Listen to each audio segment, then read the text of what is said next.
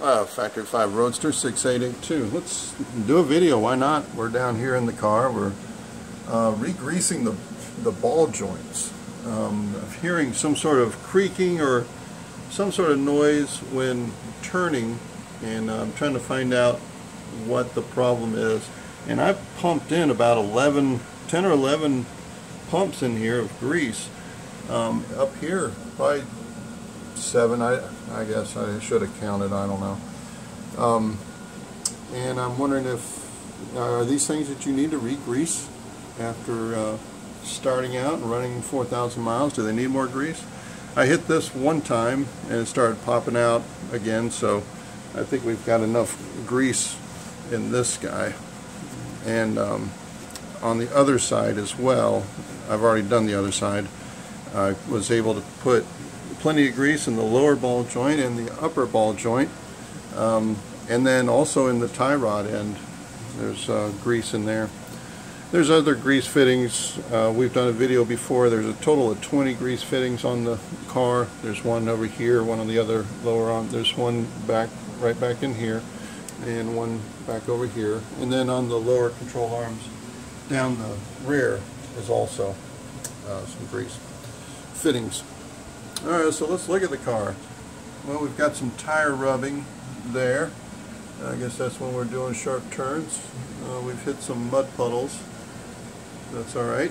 Again, 42, I think 4,300 miles on the car now.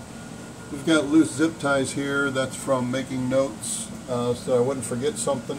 And then apparently I just ripped off the tag and then didn't take off the zip tie. But everything is still fastened together nicely. I keep tightening up the hose clamps just to make sure that those are tight. So that's this wheel well. That's pretty tight. That's good to see. Let's see what else. One thing we had done is I tightened the remote, the filter remote, oil filter, excuse me, and that is because I had some leaking coming out of the oil pan, and I think I may change that remote oil filter. I've had to retighten the clamps a couple times, and I just finished tightening this up as well.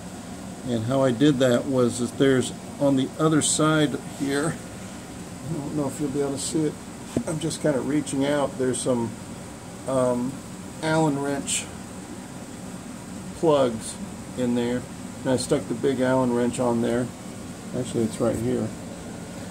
Allen wrench in there with the cheater bar, and pulled it so that this side came down and that side went up a little bit, so which tightened it a little bit more. So hopefully that'll take care of my oil leak, at least for a little bit. If it does, then I know that that's where the oil leak primarily came from. And we have been leaking some oil here lately.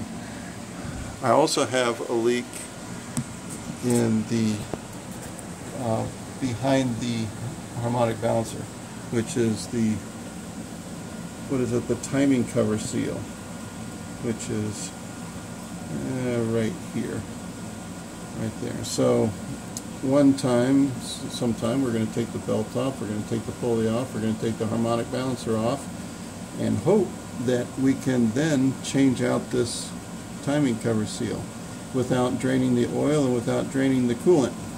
Otherwise, we're going to have to take off the alternator and the power steering pump and the water pump and drain the coolant and drain the oil, because then we'll have to take off the oil pan, and then we'll have to take off the timing cover so that we can get out that one seal. So I'm hoping that we don't have to do that. Alright, so looking still 4,000 miles, 4,300 miles. This is the condition of the car. Dirty, dirty, dirty. Driven, driven, driven. That's okay. But I'm glad I went with the weather pack connectors. Those all look good. I'm glad I got my professional crimping tool also. I'm glad that I got that.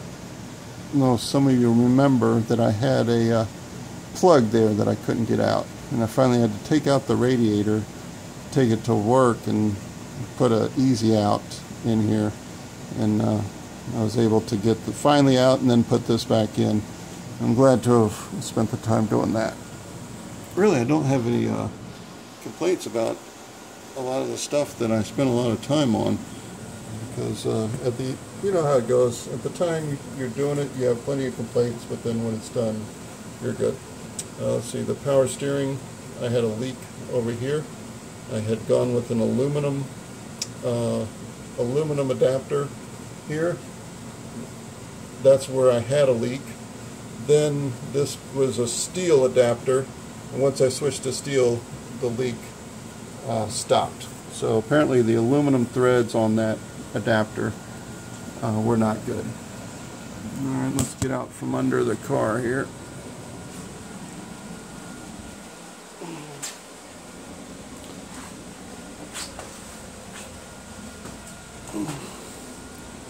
Alright, so engine bay, still looking good.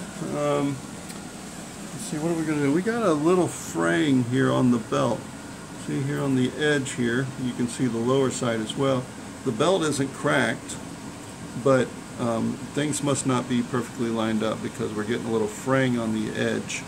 I've got another belt in the trunk in case something happens, but I'm letting it run as it is because it was a new belt.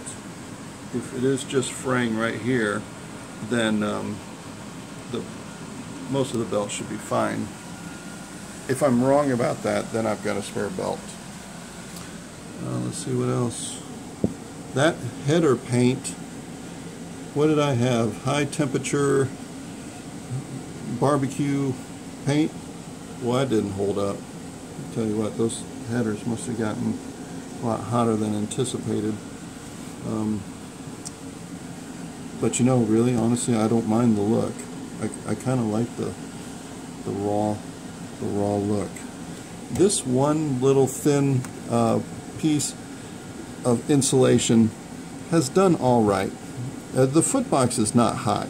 I've done apparently a good job of sealing it up.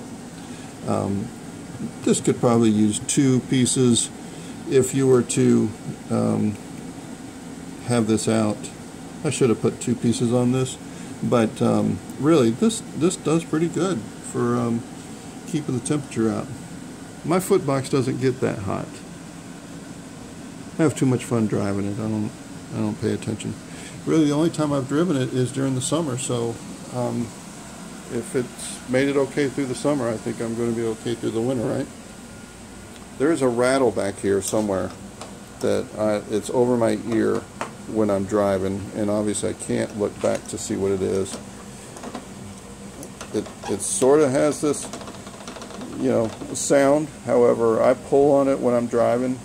I can't hear what the sound is. I can't hear it. The roll bar is not rattling. It's not moving around. I was wondering if one of these are coming out, but they are not coming out. The door, oh, see, look at that. That's why you get the epoxy seal on there, so that you don't have to worry about grease on your hand. That's why I can't have a finished car right now. It's because of that. That's right there. That's who I am. As you can see, there's grease over it, and I am trying to clean it up. But I mean, look, I put toolboxes on it. I put tools on there. You know, this is a car I'm using and enjoying using. And I think if I were to have a finished paint job, it would have been destroyed by now. Not destroyed, but I wouldn't have gotten my money's. I mean, I would have lost money quick. Let's see. So anyway, there's a rattle back here. Maybe it's something in here that's rattling. I have not been able to find it.